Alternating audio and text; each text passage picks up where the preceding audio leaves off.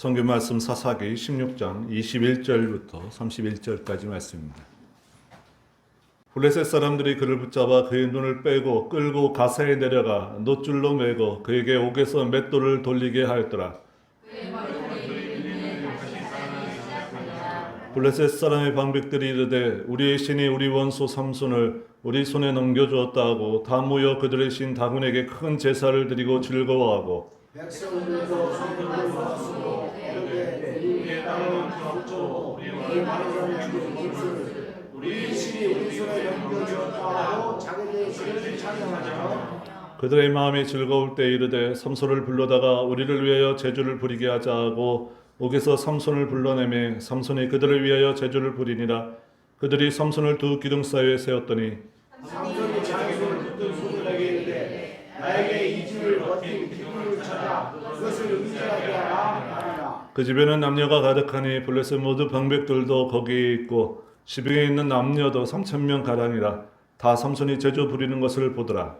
삼손이 여호와께 부르짖으되 주 여호와여 구하옵나니 나를 생각하옵소서. 하나님이여 구하옵나니 이번만 나를 강하게 하사 나의 두 눈을 뺄 블레셋 사람에게 원수를 단번에 갖게 하소서. 삼손이 집을 버틴 두 기둥 가운데 하나는 왼손으로 하나는 오른손으로 껴 의지하고 삼손에게 블레셋 사람과 함께 죽기를 원하고 힘을 다하여 몸을 꾸미매 그 집이 곧 무너져 그 안에 있는 모든 방백들과 온 백성의 옆길이 삼손이 죽을 때에 죽인 자가 살아있을 때 죽은 자보다 더욱 많았더라. 함께 했습니다. 그의 형제와 아버지의 온 집이 다 내려가서 그의 시체를 가지고 올라가서 소라와 에스다올 사이 그의 아버지 마나의 장지에 장사하니라. 삼손이 이스라엘의 사사로 20년 동안 지냈더라. 아멘. 사사기 16장 전체를 통하여 이제 삼손 이야기의 마무리를 하려고 합니다. 저는 16장 설교를 준비하면서 기대감을 갖고 시작했습니다. 왜냐하면 삼손은 우리 히브리서에서도 이 사사기 가운데 4명, 기돔, 바락, 입다, 삼손 이 4명을 믿음의 사람으로 우리에게 분명히 소개하고 있기 때문에 그렇습니다. 믿음의 사람 삼손입니다. 근데 지금까지 이 16장 전까지 오는 테마 가운데 과연 여러분들은 삼손의 행위, 삼손이 하는 일을 통해서 삼손의 믿음을 발견하셨습니까? 저는 너무 엉뚱하고 자기 마음대로 제멋대로 하고 삼손의 믿음이 어디에서 우리가 발견할 수 있겠는가라는 측면에서 우리는 16장 이전까지 그 해답을 명확하게 찾을 수가 없습니다. 그래서 이 마지막 남은 장 16장은 우리에게 너무나 잘 알려진 내용입니다. 비그리스도인들도 다윗과 골리앗, 다음에 삼손과 드릴라 얘기는 많이 알려진 이야기입니다. 이 테마를 주제로 하여 삼손의 믿음을 우리에게 소개시켜주고 싶은 것이 아닌가라는 기대감으로 16장을 시작했습니다. 그리고 삼손이 이전까지 우리에게 올바른 믿음을 보여주지 못한 측면은 과연 무엇인가를 다시 한번 제가 상고해 봤습니다. 삼손은 이전과 다른 사사입니다. 왜냐하면 그가 태어나기도 전에 그의 부모에게 먼저 다가가셨고 여호와의 사자가 나타나서 그리고 그를 규정하셨습니다. 태어날 때부터 나시린으로 하나님이 부르셨다라는 것입니다. 하나님이 먼저 그를 택하여서 불러내셨습니다. 나시린은 3가지를 절대 하지 말아야 되는 민수기 6장에 하나님의 명령이 있습니다. 포도주와 그 포도주의 소산물을 가까이 하지 말아야 됩니다. 부정한 것, 시체들 가까이 하지 말아야 됩니다. 머리에 삭도를 대지 말아야 됩니다. 하나님 앞에 거룩함으로 헌신한 자가 나시린입니다. 태어나면서부터 나시린으로 택하였다. 그의 어머니는 그것을 죽을 때까지라는 것으로 알게 되었고 그래서 나면서부터 죽을 때까지 그가 나시린으로 하나님이 부르셨습니다. 그리고 그때 블레셋에게 이스라엘이 속국으로 침략당하고 있던 시기이기 때문에 이전과 다른 방식으로 왜냐하면 우리가 뒤에 봤지만 앞에서 봤지만 유다 3,000명이 와서 삼손을 잡으려고 하는 모습 너만 가면 우리는 문제없이 이 상황 속에서도 블레셋인과 지낼 수 있다라는 것입니다. 이전과의 사사들 사람을 보내서 군사를 모아요 모여서 그 대적과 전쟁할 수 있는 상황이 도저히 안 되는 상황이었습니다. 이스라엘 족속들이 40년 동안 블레셋 속국에 있다 보니까 거기에 그냥 녹아 들어가는 생활들.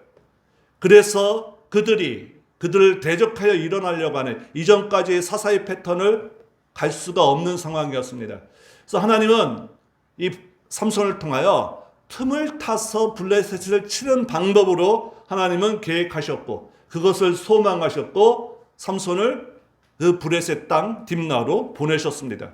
하나님이 나시린으로 부르시고 딥나로 블레셋에게 틈을 타서 치기 위하여 보내셨습니다. 하나님의 분명한 부르심과 보내심이라는 삼손을 통한 시작점이 있었습니다. 그러나 나시린으로 불렀을 때 그는 나시린이 지켜야 될 규정들 두 가지를 어깁니다. 포도주와 그 소산물, 혼인 잔치를 통해서 그는 범하게 됩니다. 부정한 것을 가까이 하지 말라게 하는 것, 죽은 사자의 죽음에서 뿔을 갖게 되고 어머니에게도 동참하게 합니다. 지난 시간에 말씀 안 드렸지만 나귀의 새 턱뼈로 블레셋인 1000명을 죽였다라고 합니다. 나귀의 새 턱뼈는 오래된 턱뼈가 아닙니다. 말라서 그냥 있는 것이 아니라 죽은 지 얼마 안 되는 턱뼈를 그가 꺼내서 새로운 턱뼈로 죽인 것입니다. 역시 부정한 것을 가까이 해야 1000명을 죽이는 역사다. 그러니까 하나님이 나시린으로서 규정한 것들을 그가 잘 지켜나가는 것이 아니라 많은 것들을 그냥 수도 없이 범하고 있습니다. 나시린으로서 부르신 목적에 합당하게 행하고 있지 않습니다. 블레셋에게 틈을 타서 치려하는 것으로 역사하려고 하나님이 딥나에 처음 보내셨습니다. 여인을 얻기 위하여 그가 간 것이 아니라 하나님께서 분명히 보내셨다는 것을 우리는 지난 시간에 설교를 통하여 여러분과 함께 나눴습니다.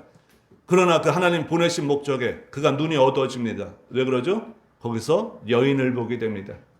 여인을 보고 그와 결혼할 생각이 있습니다. 하나님이 보내신 목적이 자기의 욕망과 욕심으로 인해서 어두워집니다. 그러니 그 다음부터 행하는 것들은 뭐죠? 자기 마음대로 나갑니다. 하나님이 보내신 목적을 망각합니다. 그 다음에는 자기의 욕망들만 드러납니다. 자기가 원하는 것만 합니다. 그러다 보니 나시린이 지켜야 될 것들을 그냥 소중하게 생각하지 않고 그 선을 넘어가 버립니다. 그래서 그 일 이후로 일어나는 아주 혼돈된 상황들이 벌어집니다. 그러나 하나님은 하나님의 일을 하십니다. 여전히. 그래서 그 혼인잔치에서 수수께끼를 통하여 30명의 아스글롯 사람들을 죽이고 그리고 그 이후에 장인이 자기 아내를 다른 사람한테 준 일로 인하여 여우 300마리를 통해서 블레셋의 모든 곡식들을 초토화시킵니다. 그리고 유다 땅으로 도망갑니다. 하나님은 30명의 친구들의 옷을 준비하는 사건, 300마리의 여우를 통하여 그리고 3,000명의 유다 사람들이 그 삼손을 잡기 위해 올라오는 이 과정들 30명, 300마리, 3,000명을 통하여 점점 증가하는 이 모습을 통하여 삼손의 개인적인 일탈이 아니다라는 것입니다. 삼손의 개인적인 욕망으로 시작됐고 개인적인 분노로 시작됐지만 하나님은 하나님의 일을 하시는데 어떻게 하느냐? 가정사의 일을 온 블레셋 지경으로 넓혀가며 이제 유대인으로 확대해서 민족 대 민족으로 이제 삼손이 이스라엘의 사사로서 블레셋에게 대항하는 민족 대 민족으로서의 무대 범위를 넓히셨습니다. 하나님은 이렇게 역사하셨습니다. 그리고 지난 시간에 저는 16장에서 삼손의 믿음을 기대할 수 있는 또 한 가지 요소를 지난주에 설교 드렸습니다. 라만레이와 에낙골에 나귀의 턱뼈로 1000명을 죽이고 나서 내가 그들을 1000명이나 죽였다. 그래서 그 산의 이름을 라만레이, 턱뼈의 산이라고 이름 짓습니다. 내가 그들을 죽였다. 나의 자랑만이 있습니다. 그러나 분명히 그 1000명을 죽이기 전에 분명히 하나님은 여호와의 신이 임하여서 이걸로 시작하고 있습니다. 삼손은 1000명을 죽이고 자랑하는 라만레이가 그 입에서 넘쳐나고 있지만 사실은 1000명이나 싸움하면서 목마르게 됩니다. 목마라 죽을 것 같습니다. 그래서 그때 그는 하나님께 처음으로 기도하죠. 하나님, 내가 여기서 이렇게 죽어버리면 블레셋인들이 와서 나를 잡아갑니다. 그러면 하나님께서 하시려고 하는 일, 그리고 그들이 하나님을 욕되게 하는 일들이 벌어질 것입니다. 나를 구하여 주십시오. 물을 구합니다. 하나님은 그를 불쌍히 여기셔서 물을 터뜨려 주셨고, 그래서 그곳의 이름을 엔하골에 부르짖는 자의 샘이라고 이름 짓습니다. 우리가 경배와 찬양을 통해서 주께 가까이 했습니다. 목마른 나의 영혼 주를 부르니, 목이 타서 주를 부르지만 나의 마음을 만져주소서 하는 우리 주께 가까이 찬양처럼 삼손이 그렇게 나가고자 하는 모습들로 기대감에 찼습니다. 그래서 16장의 시작은 이런 기대감들, 앞서의 모습 속에서 온전한 믿음을 보여주지 못한 삼손이 이제는 우리 가운데 우리가 바라보고 따라야 될 믿음의 참모습을 보여줄 것인가? 아니, 보여주니까 히브리서에서는 믿음의 사람으로 소개했으니 그런 기대감을 갖고 16장을 시작했습니다. 또 하나, 나만네, 내가 했다, 내 능력이다 라는 것에서 하나님은 그를 공고하게 만드셔서 엔하골에 부르짖는 자의 샘이라는 부르짖는 자로 하나님께 왔으니 이제는 그가 하나님 앞에서 온전히 부르짖으며 하나님과 동행하는 온전한 믿음 가운데 또 거하게 될 것이 아닌가라는 기대감으로 16장을 시작했습니다. 설교자로서 이런 기대감을 갖고 성경을 보기 시작한다는 것은 여러분들도 성경을 그렇게 보셔야 된다는 것입니다. 그 성경은 16장을 시작하면서 그 전까지 이런 일들을 통해서 이 성경을 보는 자들, 이 성경을 듣는 자들이 이제는 삼손이 하나님의 사람으로 이제 온전함으로 나갈 수 있겠다라는 이런 기대감과 소망이 싹 트고서 16장을 바라봐야 됩니다.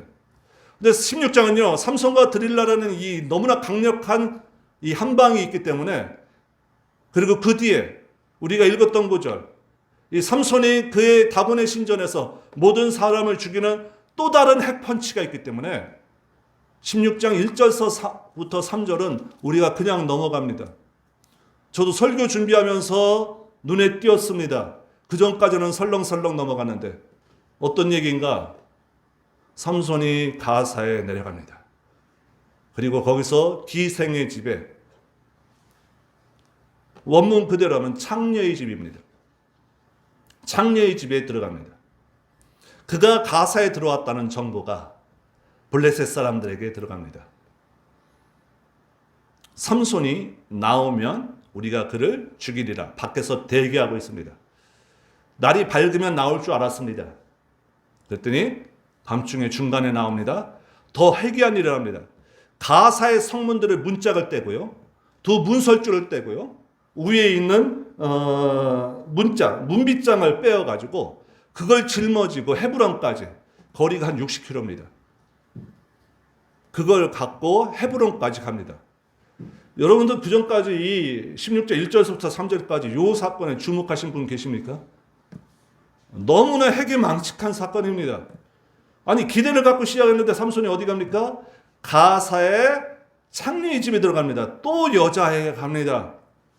더군다나 그가 나와서 행하는 일은 그 성문의 모든 문빗장, 문짝, 그리고 문설주, 이걸 떼갖고 갑니다.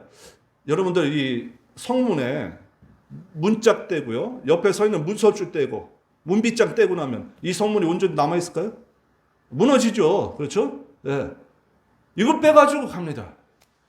자, 지금 시작을 16장 1절부터 3절까지를 왜 이걸로 시작하고 있는가? 삼손의 이 여성 편력적인 이것을 보여주기 위함인가? 그것보다는 더 큰 의미가 있습니다. 여기 보시면 2절과 3절에서 강조되는 한 단어가 있습니다. 16장 2절, 가사 사람들에게 삼손이 왔다고 알려지며 그들이 곧 그를 에워싸고 밤새도록 성문에 매복하고 밤새도록 조용히 하며 이르기를 새벽이 되거든 그를 죽이려 하였더라. 삼손이 밤중까지 누워있다가 그 밤중에 일어나, 이걸 빼갖고 갑니다. 강조되는 단어는 뭐냐면 밤중에. 사람들은 새벽에 나올 줄 알고 기다렸는데 그걸 깨는 삼손이 밤중에 나와서 이 사건들, 이 문에 대한 것들을 빼가지고 헤브론으로 올라갑니다. 두 가지 사실입니다. 삼손은 이런 삶을 살아왔다는 것입니다. 어떤 삶이요? 어두운 삶.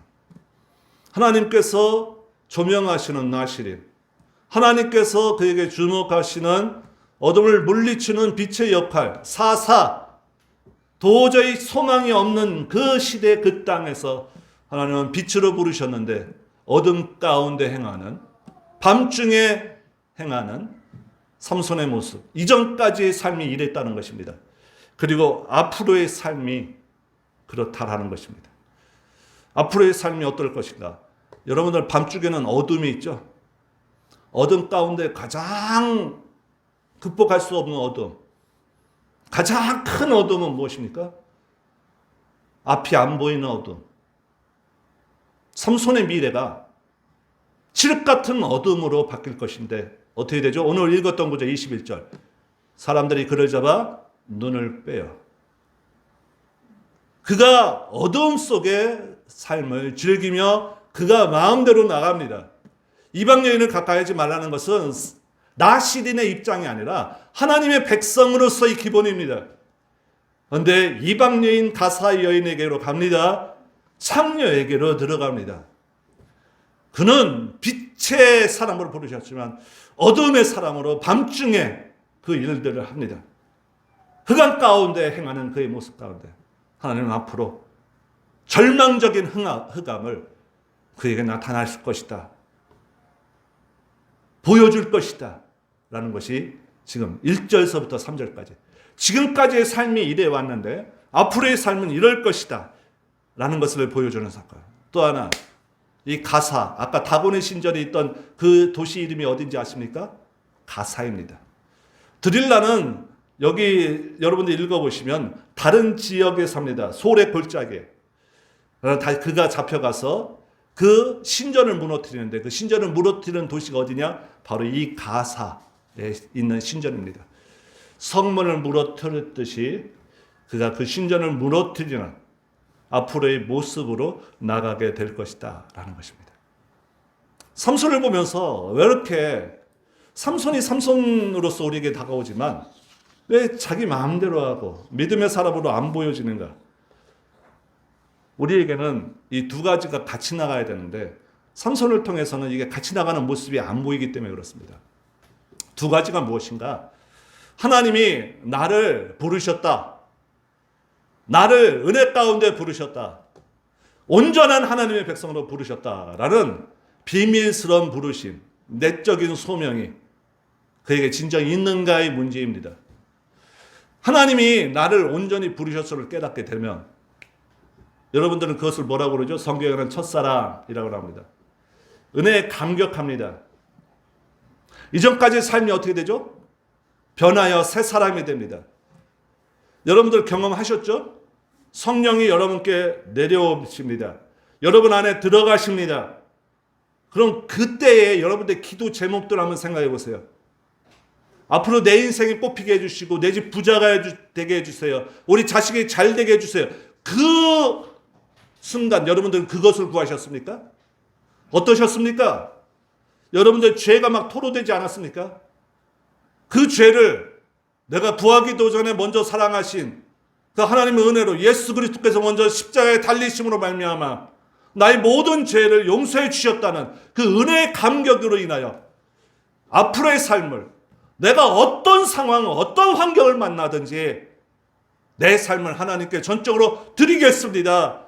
헌신하겠습니다. 이런 감격의 기도들이 안 나오셨습니까? 분명히 나오셨죠?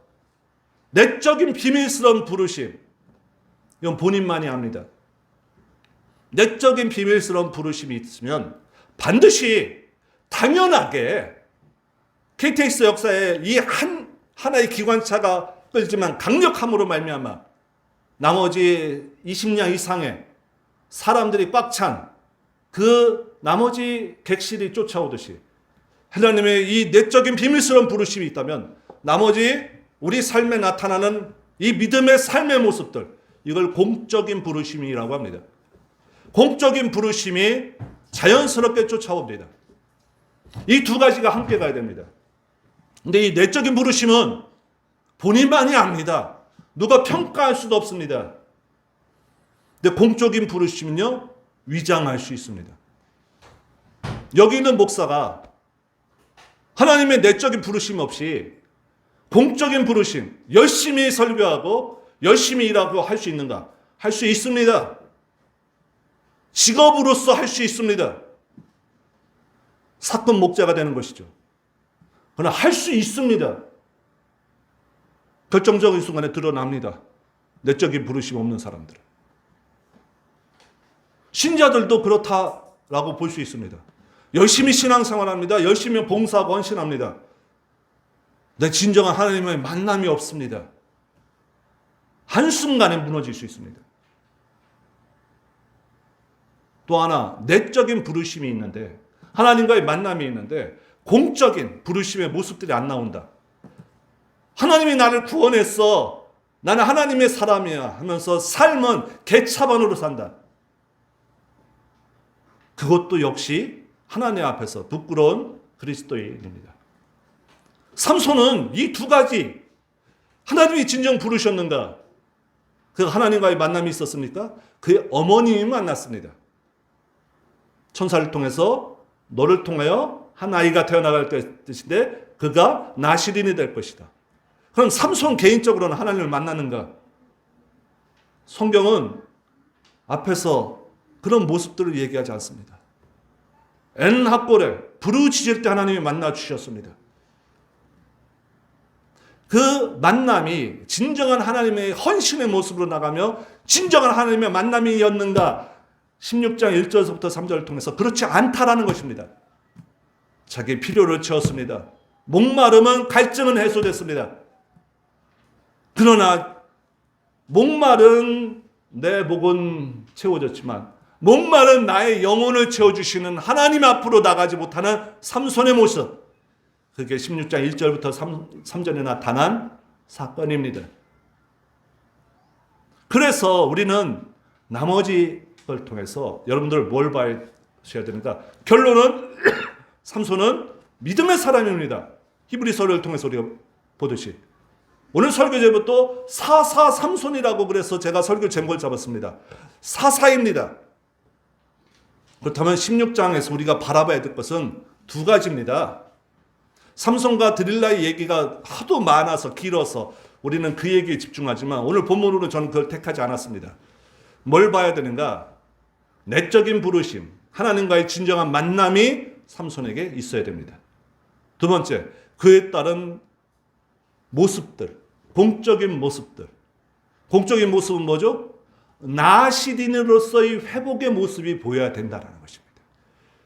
그래야 믿음의 사람으로 우리가 삼손을 바라볼 수 있게 됩니다. 그래서 저는 오늘 여러분께 삼손이 이 두 가지 사실, 하나님과의 진정한 만남, 그리고 외적으로서 그가 나시린으로서의 회복들을 살펴보려고 합니다. 나머지 삼손과 드릴라의 얘기는 집에 가셔서 여러분들 자세히 읽어보시기 바랍니다. 간단하게 넘어갑니다. 16장 4절, 삼손이 사랑한 여자가 생겼습니다. 소래 골짜기에 사는 드릴라입니다.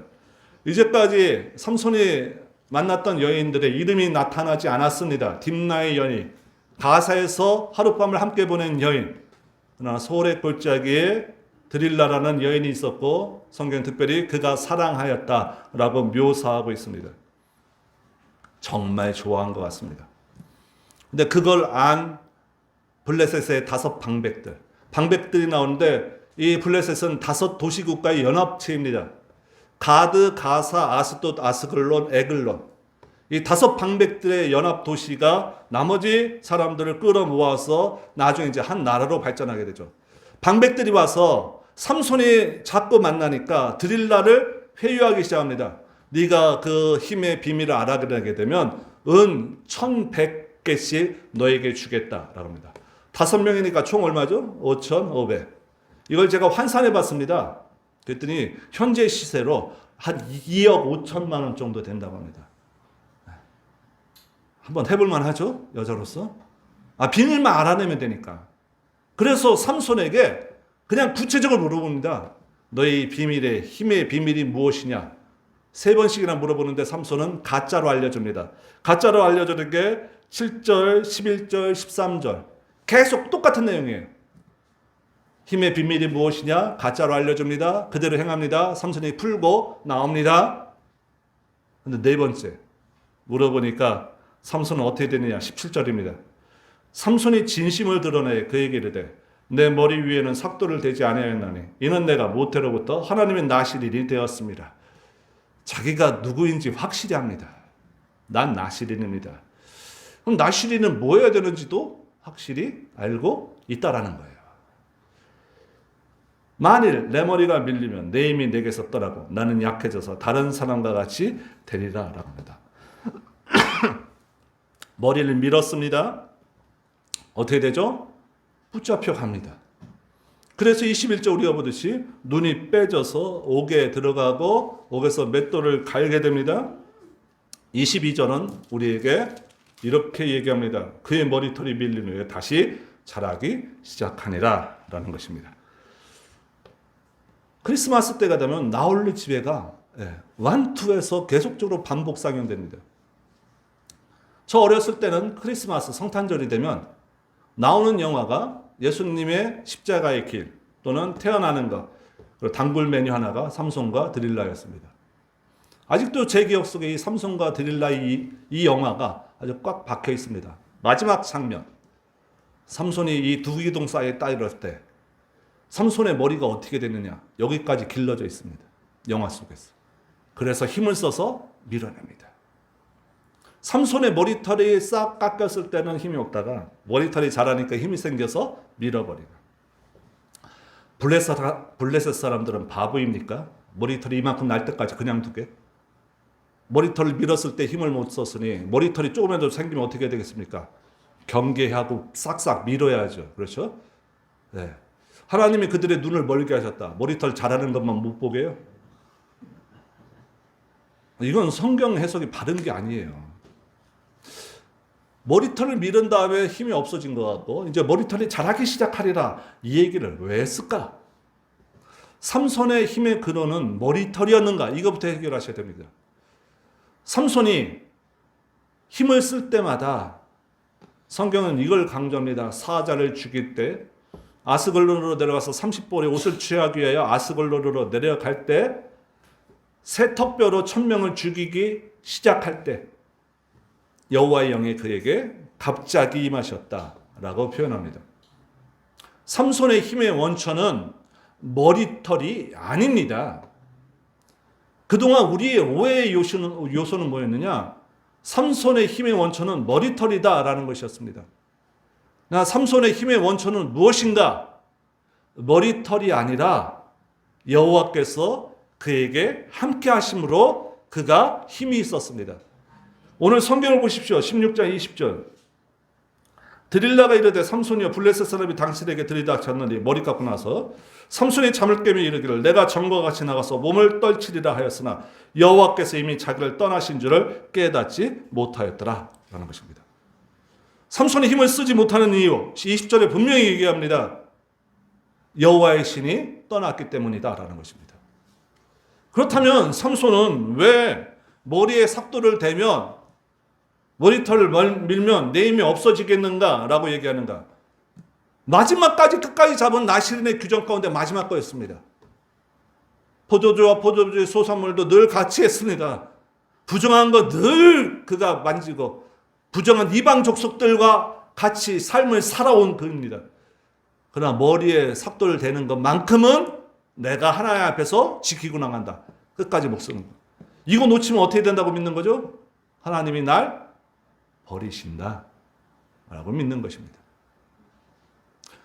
우리의 신앙의 오해들 그리고 많은 믿지 않는 사람들의 오해는 아직까지도 삼손의 힘의 원천이 이 머리털에 있는 줄 압니다.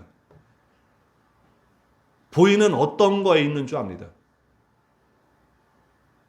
우리의 기독교인의 능력이 기도에 있다. 단순하게 맞습니다. 그 기도에 응답하시는 하나님의 함께하심의 능력이 있는 것입니다. 보이는 것으로 자꾸 여러분들은 형상화시키려고 합니다.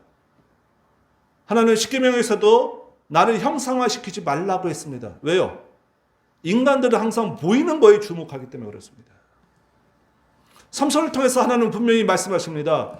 머리털이 힘의 원천이 아니라 나신으로 세운 하나님의 사람에게 함께하는 여호와의 영이 함께 임할 때 그것이 능력 있게 한다라는 것입니다. 그럼 왜 머리털이 나오는가? 왜 머리털이 우리를 이렇게 헷갈리게 하는가? 그럼 머리가 다시 자라나서 힘이 생기는 것인가? 여기 나시린의 규범을 우리 민수기 6장에서 첫 시간에 봤습니다.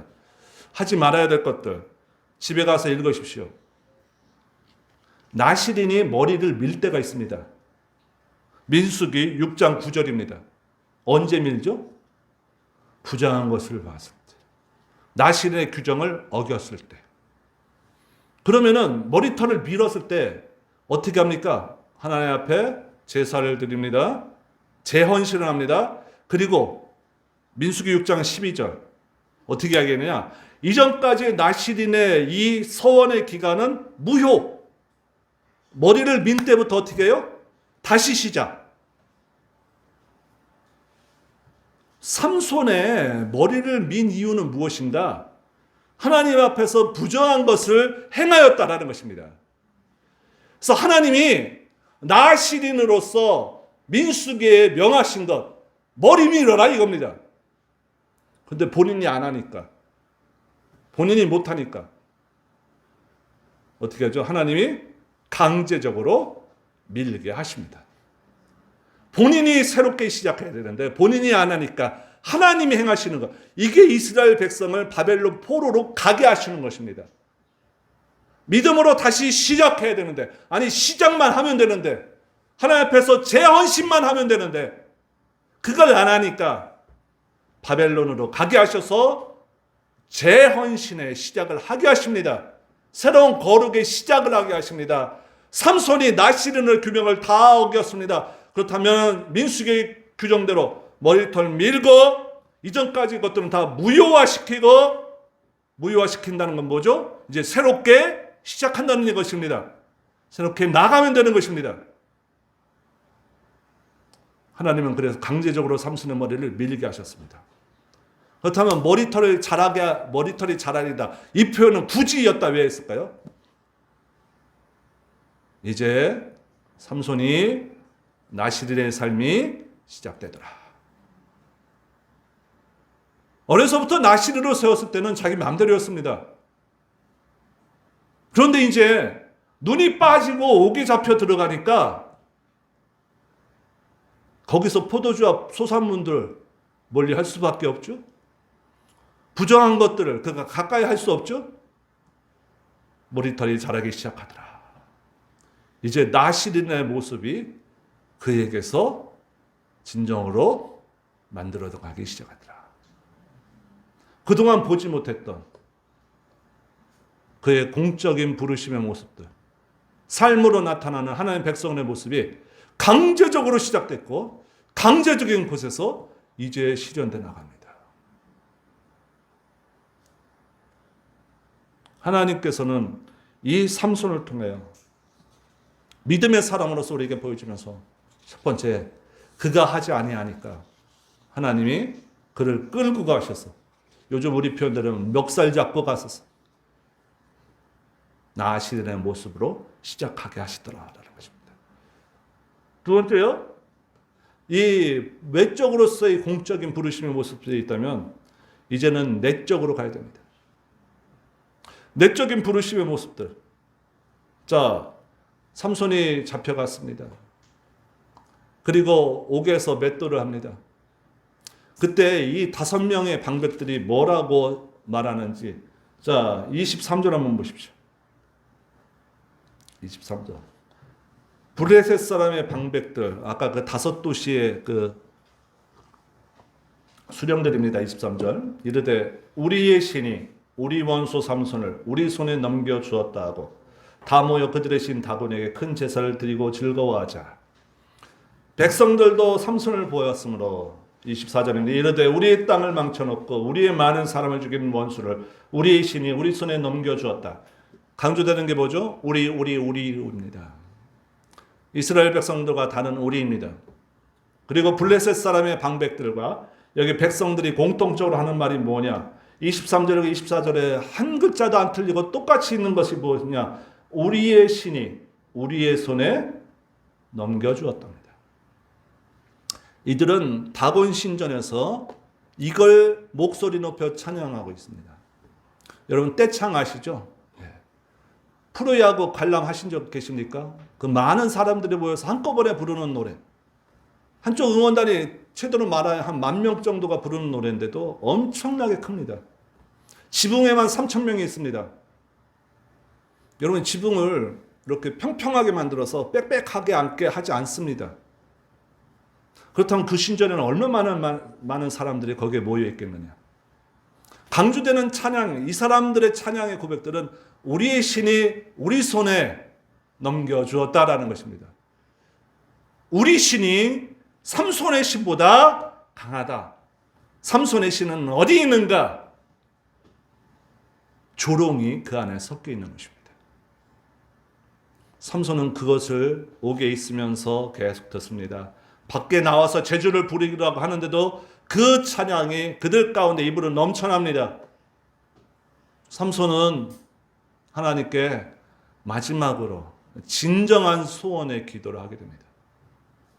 하나님과의 진정한 만남이 마지막 순간에 벌어지는 이 아이러니, 그게 28절입니다.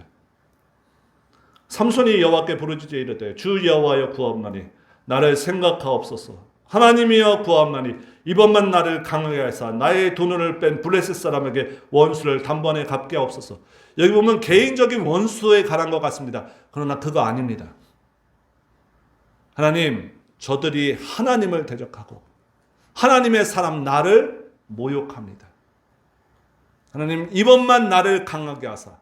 머리가 길러지고 있는데 힘이 있을 것 아니냐. 삼손이 두 기둥을 잡고 무너뜨린 그 힘의 능력은 이 기도, 이번만 나를 강하게 하사 저 원수들을 무찔러 주시옵소서. 하나님, 나를 강하게 만들어 주시옵소서. 이 기도 가운데 하나님은 그에게 응답하여 주시는 것입니다. 30절 보십시오. 삼손이 이르되 블레셋 사람과 함께 죽기를 원하노라고 힘을 다하여 몸을 굽히게 됩니다. 나의 마지막 삶의 목적이 무엇인지, 그리고 내가 그동안 어떻게 해왔는지 하나님 앞에 너무 부끄러운 삼손입니다. 그의 마지막 기도에 하나님은 진실되게 그에게 응답해 주셨습니다. 삼손의 힘의 원천은 머리가 아니라 여호와께서 함께 하심이라는, 그리고 여호와의 능력을 그는 마지막 순간에 부르짖어 그가 체험함으로 하나님과의 긴밀한 만남을 마지막 순간에 그를 보게 됩니다. 삼손이 왜 믿음의 사람인가?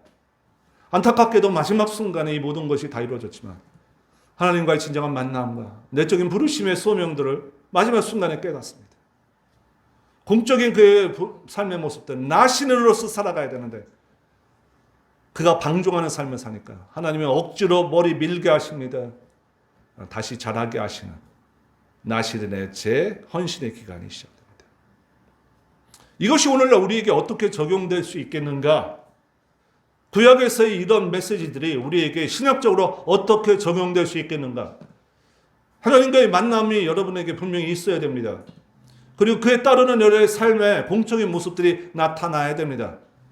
그러나 더 분명합니다. 분명한 것 하나가 있으니 히브리서로 가봅니다. 11장입니다. 32절 보십시오. 내가 무슨 말을 더하리요? 기드온, 바락, 삼손이 있다. 다윗 및 사무엘과 선지자 일을 하려면 내게 시간이 부족하리로다. 앞에서도 믿음의 사람들 얘기를 많이 했습니다. 거기에 이 사람들을 추가합니다. 그런데 이 사람들 외에도 너무 많다라는 것입니다. 근데 이 사람들은 한계점이 있습니다. 그 한계점이 무엇인가? 39절 보십시오. 이 사람들은 다 믿음으로 말미암아 증거는 받았으나 약속된 것을 받지 못했습니다. 자, 이 사람들은 믿음으로 말미암아 우리에게 증인으로서는 충분합니다. 그러나 그들에게는 약속된 것을 받지 못하는 하나님의 약속이 그들한테는 없습니다. 우리는요, 이는 40절 하나님이 우리를 위하여 더 좋은 것을 예비하셨던다.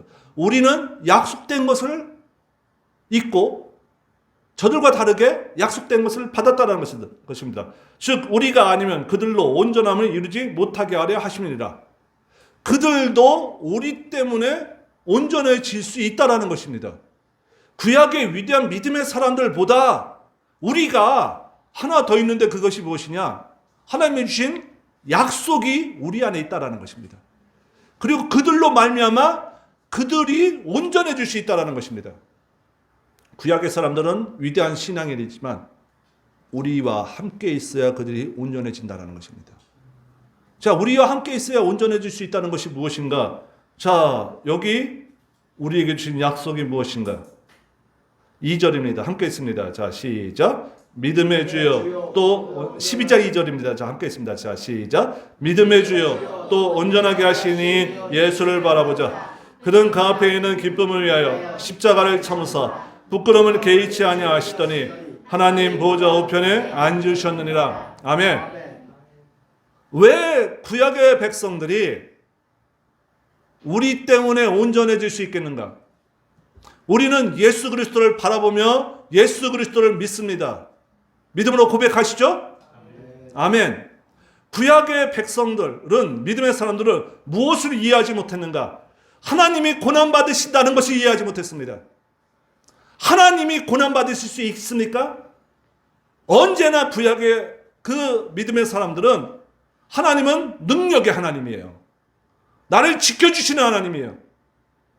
근데 우리는요, 예수 그리스도를 통하여 고난 가운데 직접 들어가시는 하나님, 우리를 살리시기 위하여 그의 목숨을 버리시는 독생자 예수 그리스도, 그 하나님을 우리는 체험하고 믿고 있습니다. 구약의 사람들은 그래서 고난을 이해할 수 없습니다. 그들은 믿음 가운데 온전함 하나가 빠져 있는데 고난은 늘 죄 때문이다 라는 것입니다. 그러나 우리는요, 예수 그리스도 때문에 우리의 고난은 뭐죠? 예수 그리스도가 고난을 가운데 우리의 생명을 위하여 그 고난으로 직접 들어가신 것처럼 믿는 사람들도 고난 가운데 하나님의 온전하신 뜻을 이루어 가신다 라는 구약의 믿음의 사람들이 갖고 있지 못한 온전한 신앙의 형태들이 우리 안에 갖춰져 있습니다. 삼손을 통하여 내적인 하나님의 만남들, 외적인 삶의 모습들, 이게 이제 하나로 통합됩니다. 뭡니까? 예수 그리스도를 바라보는 자, 예수 그리스도를 통하여 능력의 하나님을 바라보는 자, 예수 그리스도를 통하여 고난의 삶 가운데서도 여전히 하나님이 함께 하신다는 것을 알아가는 자, 이 백성들이 삼손과 같은 믿음, 아니 삼손이 갖지 못한 믿음을 갖고 계신 분입니다. 고난 가운데 있는 여러분들에게 그래서 히브리서 기자는 이렇게 얘기합니다. 여러분들이 이해하지 못하는 고난, 예수 그리스도께서 먼저 가셨고 하나님의 뜻을 위하여 가십니다. 그러므로 12절입니다. 12장 12절. 11절부터 봅니다. 무릇 징계가, 우리의 고난이 당시에는 즐거워 보이지 않고 슬퍼 보이나 후에 그로 말미암아 연단받은 자들은 의와 평강의 열매를 맺느니라. 아멘. 예수 그리스도를 통하여 십자가로 말미암아 의와 평강의 열매가 주렁주는 그 결과물들이 바로 여러분들 옆에 계신 하나님의 백성들입니다. 12절. 그러므로 피곤한 손과 연약한 무릎을 일으켜 세우고, 이건 여러분들이 해야 될 일입니다. 피곤한 손과 연약한 무릎을 일으켜 세우고 너희 발을 위하여 곧은 길을 만들어 저는 다리로 하여금 어그러지지 않고 고침을 받게 하라. 아멘. 얼마나 여기 아픔들이 많습니까? 피곤한 손, 연약한 무릎, 저는 다리, 어그러지지 말고, 이러한 고난 가운데 있을지라도 예수 그리스도가 가시는 하나님의 길, 구약의 백성들은 상상조차 할 수 없었던 고난 가운데 어떻게 하나님이 일하시고 있고 고난과 함께 일하고 있느냐?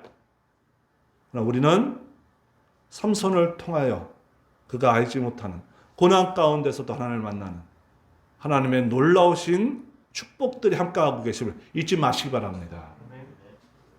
그래서 여러분들은 즐거운 가운데서도 하나님을 만날 수 있고 고난 가운데에도 하나님을 만날 수 있음을 잊지 마시기 바랍니다.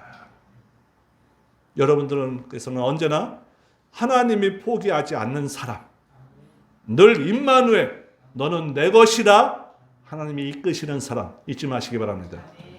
고난의 시기를 함께 겪고 있습니다. 고난의 시기를 걸어가는 성도님들도 보이십니다.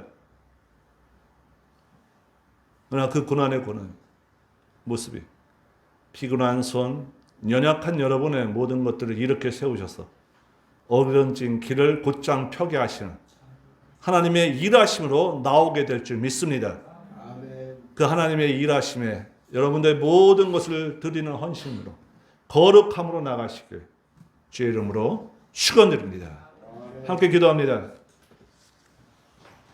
하나님 아버지, 우리가 하나님 안에서 흔들리지 않는 영원한 나라를 받았은즉 하나님 나라에 있는 그 영원한 축복 가운데 우리와 함께 하시는 은혜로서 우리의 삶이 언제나 하나님 앞에 경건과 화평함과 하나님이 원하시는 그 나라를 위하여 우리가 헌신해 나갈 수 있도록 하나님께서 우리 성도들의 믿음을 지켜주시고 그 발걸음들 지켜주셔서 언제나 어느 곳에 있든지 하나님께 영광과 찬양 돌리는 하나님의 온전한 백성으로 서게 하여 주시옵소서.